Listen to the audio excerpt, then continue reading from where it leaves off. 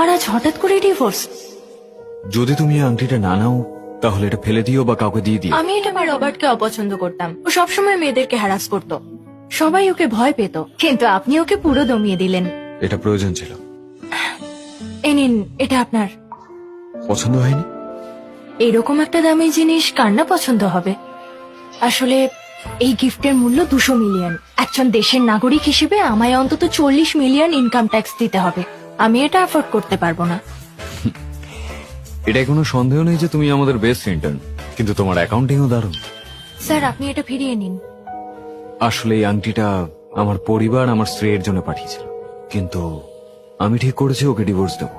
আপনি আপনার ওয়াইফকে ডিভোর্স দিচ্ছেন কেন? কোনো কারণ নেই।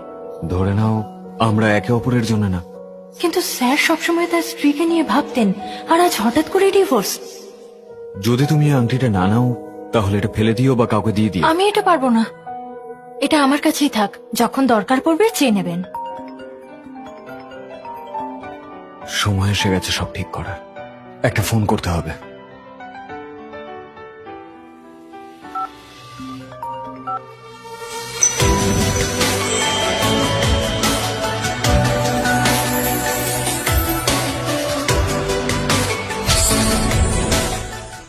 যে নাম্বারে আপনি ডায়াল করেছেন সেটি বর্তমানে ব্যস্ত। হ্যাঁ, আমি গাড়ি ডেকে নিয়েছি। অপেক্ষা করুন। স্যার, আমি আসলাম।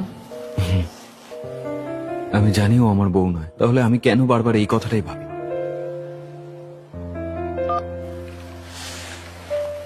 ক্যাথলিন। হ্যাঁ মামা, মামির সাথে দেখা হলো?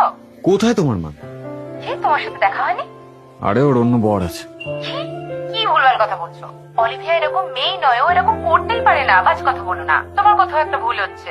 আমি নিজের চোখে দেখেছি, আমি ভুল হতেই পারি না। মামা, তুমি নিশ্চয়ই কোথাও একটা ভুল করছো, ওকে কল করে দেখো না। লাস্ট টাইম আমি ওকে যখন ফোন করি আমি ওর আশেপাশে একটা ছেলের গলা পাই। আমি তখনও ভেবেছিলাম আমি ভুল।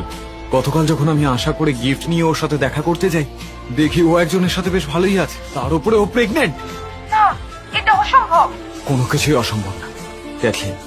আমি ওকে ডিভোর্স দেবই, তোমায় শুধু জানিয়ে রাখলাম। একটু মদ খাওয়া যাক।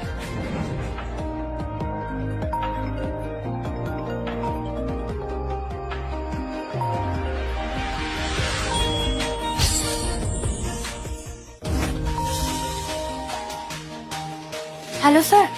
আমি জ্যাকসনের বন্ধু বলছি, অ্যান্ড্রু। তোমার স্যার এত মদ খেয়ে নিয়েছে যে নড়তে পারছে না। তুমি কি ওকে এই বার থেকে নিয়ে যেতে পারবে? এত রাতে ওনার তো ওয়াইফের সাথে থাকার কথা, তা না উনি মদ খেয়ে পড়ে আছেন। ঠিক আছে, কোনো ব্যাপার না। আমি যদি কিছু না জানতাম তাহলে আলাদা ব্যাপার ছিল।